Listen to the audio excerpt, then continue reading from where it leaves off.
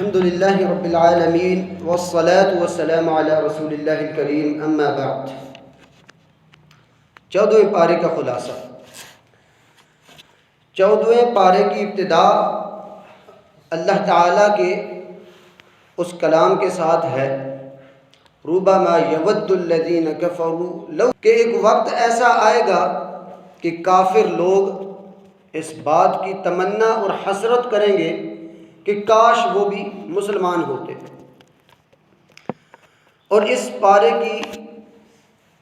انتہا یا اختتام ان اللہ مع الذین اتقوا والذین هم محسنون،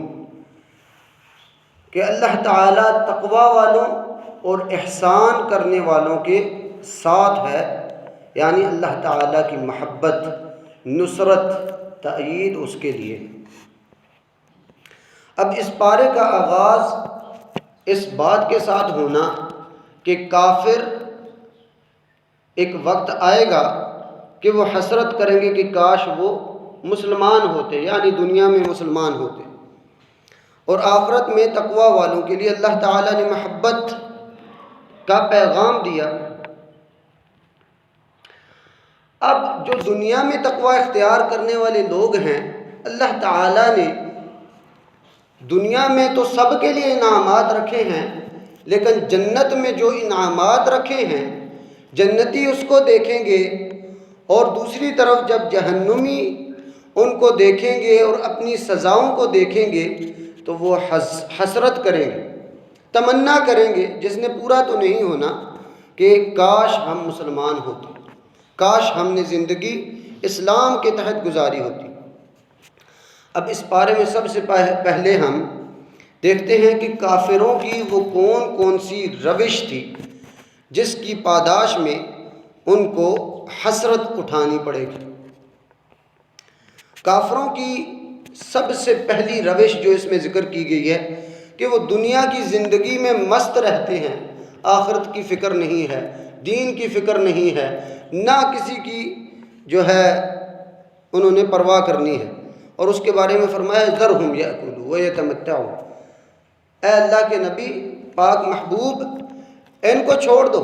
کھانے دو، ان کو مزے اڑانے دو، وَيُلْهِهِمُ الْأَمَلِ، یہ جھوٹی امیدوں میں پڑے ہوئے ہیں کہ اللہ تعالیٰ ان کو چھوڑ دے گا، انہوں نے اپنی اپنی امیدیں پالی ہوئی ہیں، نہیں، فَسَوْفَ يَعْلَمُونَ، یہ پہچان لے گے انشاءاللہ۔ اور پھر ان کی دوسری روش کہ دلائل جو واضح ہوتے تھے اس کا انکار کر دیتے تھے، جیسا کہ فرمایا وَلَوْ فَتَحْنَا عَلَيْهِمْ بَابًا مِّنَ السَّمَاءِ، آسمان سے دروازہ بھی کھول دیں اور یہ اس میں چڑھنے لگ جائیں تو پھر بھی یہ کہیں گے کہ یہ ہم پر تو جادو کر دیا گیا ہے۔ تو آیات کا انکار کرنا یہ کافروں کی روش ہے۔ اور پھر تکبر کرنا، غرور کرنا۔ کس چیز کا غرور؟ اللہ تعالیٰ نے تو ہماری خلقت کے بارے میں فرمایا کہ انسان کو اللہ تعالیٰ نے سڑے ہوئے اور کھنکھناتی ہوئی مٹی کے اس آپ کہہ سکتے ڈھیر کے ساتھ بنایا۔ یہ انسان کی آپ کہہ سکتے اوقات ہے جس کو بھول کر وہ تکبر کی طرف جاتا ہے۔ اور پھر کافروں کی ایک روش میں سے یہ بھی ہے کہ وہ لوگوں کو گمراہ بھی کرتے ہیں، اور سب سے پہلا کام گمراہ کرنے کا شیطان نے کیا تھا، اور اللہ تعالیٰ سے وعدہ کر رہا ہے ربی بما اغویتنی، اور یہ چیز یاد رکھیے گا کہ یہ شیطان کی روش ہے کہ اس نے گناہ کیا تھا اور اللہ کی طرف منسوب کر رہا ہے۔ گناہ کرنا یہ انسان کی اپنی طرف سے ہے، اپنی مرضی سے انسان کرتا ہے، تو شیطان کہہ رہا ہے اے اللہ تو نے مجھے گمراہ کیا ہے، معاذ اللہ۔ تو یہ شیطان کی روش ہے، اس سے بچا جائے۔ کہتا ہے لَأُزَيِّنَنَّ لَهُمْ فِي الْأَرْضِ، میں ان کے لیے زمین میں بڑے خوبصورت حالات پیدا کر دوں گا، ان کو دنیا کی زندگی میں گمراہ کر دوں گا۔ اور پھر کافروں کی روش میں سے بدفعلی ہے، جیسا کہ لوط علیہ السلام کی قوم نے کیا، اور پھر دین کا مذاق اڑانا۔ اور یہ چیز یاد رکھیے گا، ہمارے ہاں مشہور ہے اور صحیح بات ہے کہ رسول اللہ صلی اللہ علیہ وسلم کی توہین کرنے والا قتل کے لائق ہے۔ کیوں؟ کیونکہ وہ ملت سے، اسلام سے خارج ہیں، لیکن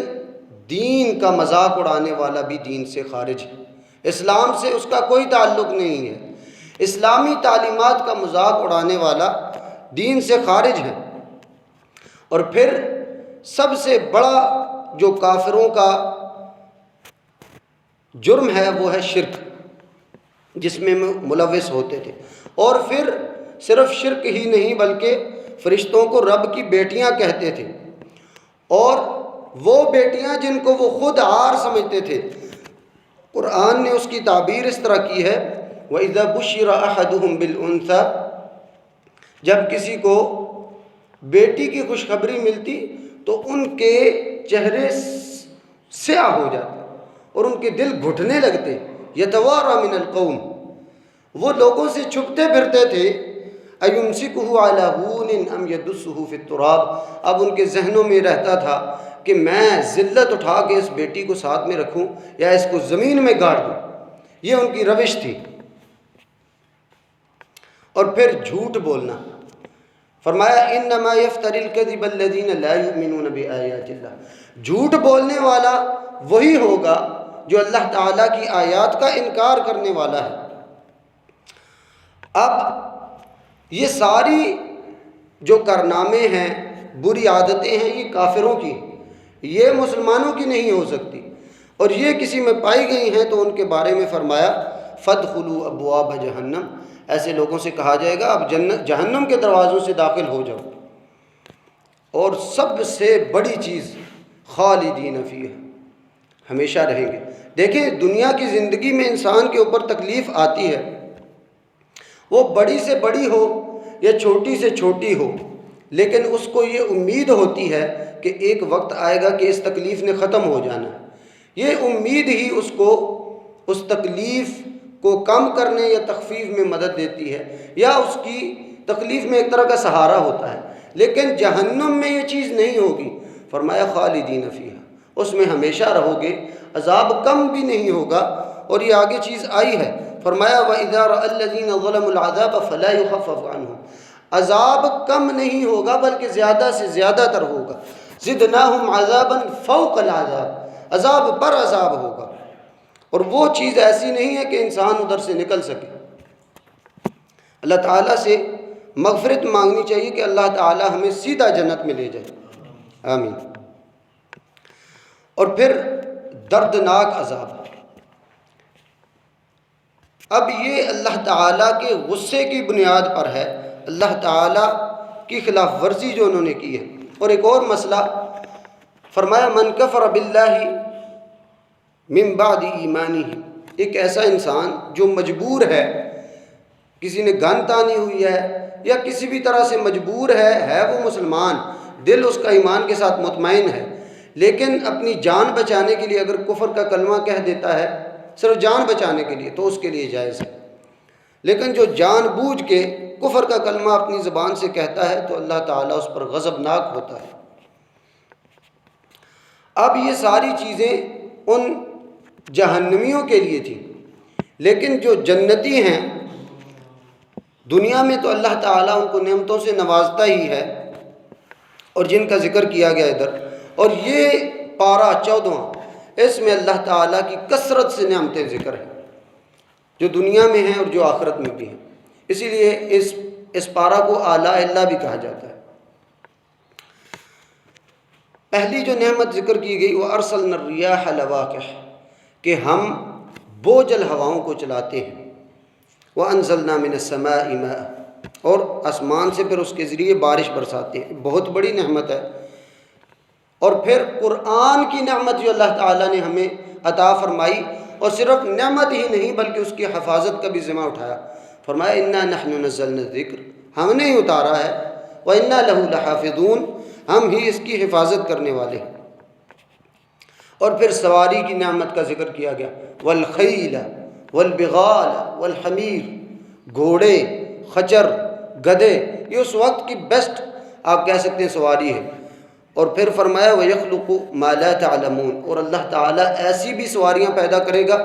جس کو آپ نہیں جانتے، یعنی خطاب اس وقت کے لوگوں سے تھا۔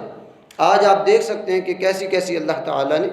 سواریاں بنا دی ہیں، یہ اللہ تعالیٰ نے بندوں کی نعمت کے لیے، اور پھر پھلوں کا ذکر کیا، یُنبِتُ لَكُم بِهِ الزَّرْعَ وَالزَّيْتُونَ وَالنَّخِيلَ، اللہ تعالیٰ نے کھیتی کو، زیتون کو اور کھجوروں کے اور میووں کے باغات بنائے دنیا میں انسان کے لیے، اور پھر سمندر کو اللہ تعالیٰ نے انسان کے لیے مسخر کر دیا۔ اور کیا ہوتا ہے کہ انسان کشتی چلا رہا ہے اور وہ پانی کو پھاڑتے ہوئے جاتی ہے، اور پھر سمندر میں اللہ تعالیٰ نے طرح طرح کی نعمتیں رکھی ہیں، اس میں سے مچھلی کا گوشت کھایا جاتا ہے، اس میں سے زیور کو ڈھونڈا جاتا ہے اور اس کو استعمال کیا جاتا ہے،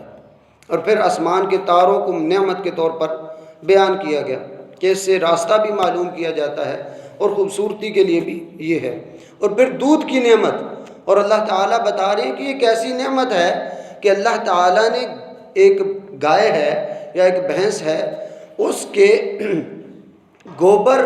اور خون اس کے درمیان میں سے آپ کے لیے دودھ کو مہیا کیا۔ اللہ تعالیٰ کی بہت بڑی نعمت ہے۔ اور پھر شہد کا ذکر ہوا، کہتے ہیں کہ شہد ایک ایسی نعمت ہے کہ اللہ تعالیٰ نے اس میں بڑی شفا رکھی ہے۔ اور پھر شہد بننے کا جو سلسلہ ہے اس کے بارے میں ذکر ہوا، اور پھر فرمایا واللہ اخرجکم من بطون امہاتکم، اللہ تعالیٰ نے آپ کی ماؤں کے پیٹوں سے آپ کو نکالا، اور آپ کچھ نہیں جانتے تھے، نہ دیکھتے تھے نہ سنتے تھے، اللہ تعالیٰ نے آپ کو سننے والا بھی بنایا، دیکھنے والا بھی بنایا۔ یہ اللہ تعالیٰ کی بہت بڑی نعمتیں ہیں۔ اور پھر لباس کی نعمت کا ذکر ہوا اور رہائش کی نعمت کا ذکر ہوا۔ یہ تو دنیا کی نعمتیں اللہ تعالیٰ نے اس بارے میں ذکر کی۔ اب آخرت کی جو نعمتیں ذکر کی ایک بندہ مومن کے لیے، ان میں سے سب سے پہلے کہا وَلَأَجْرُ الْآخِرَةِ أَكْبَرُ، انسان دیکھتا ہے میں نیکی کر رہا ہوں، اس کا اجر اس کو نظر نہیں آتا، لیکن اس کو یقین ہونا چاہیے کہ جو اللہ تعالیٰ نے وعدے کیے ہیں وہ اللہ نے پورے کرنے ہیں۔ اللہ نے فرمایا وَلَأَجْرُ الْآخِرَةِ أَكْبَرُ، اللہ تعالیٰ کا جو آخرت کا اجر ہے وہ بہت بڑا ہوگا۔ اور پھر جنت میں داخل ہونے سے پہلے اللہ تعالیٰ بندوں کو ایک ایسی نہر میں سے گزاریں گے جس کو نہر حیات کہا جاتا ہے۔ تو انسان کے دلوں میں سے کینے، بغض، ایک دوسرے کے لیے جو کھوٹ ہوتی ہے وہ نکال دی جائے گی، جنت میں یہ کھوٹ نہیں پائی جائے گی۔ اور پھر فرمایا یہ جنت ایسی نعمت ہوگی لا یمسہم فیہا نصب، انسان کو تھکاوٹ نہیں ہوگی ادھر، یہ دنیا کی الجھنیں جو ہیں وہ آخرت میں نہیں ہوگی۔ اور سب سے بڑی بات، اس سے بڑی کوئی چیز نہیں ہو سکتی، وما ہم بخارجین منہا، یہ ایسی نعمتیں ہیں، انسان کو کوئی بھی نعمت مل جائے تو اس میں زوال ہوتا ہے، اس نے ختم ہونا ہوتا ہے، لیکن اتنی ساری نعمتیں ذکر کرنے کے بعد اس سے بھی بڑھ کے فرمایا وما ہم بخارجین منہا، وہ اس میں سے نکالے نہیں جائیں گے، ہمیشہ اس میں رہیں گے۔ اب یہ وہ نعمتیں ہیں جو اللہ تعالیٰ نے اس بارے میں ذکر کی ہیں، دنیا کی نعمتیں بھی جو انسان دیکھ رہا ہے، اور آخرت کی نعمتیں جو اللہ تعالیٰ نے اس کے وعدے کیے ہیں، اور انشاءاللہ اللہ تعالیٰ کا ہمیں یقین ہے کہ اللہ تعالیٰ ہمیں وہ عطا کریں گے۔ اللہ تعالیٰ ہمیں جب تک زندگی ہے اسلام پر گزارنے کی توفیق عطا فرمائے، جب موت ہو تو ایمان پر موت عطا فرمائے۔ وآخر دعوانا ان الحمد للہ رب العالمین۔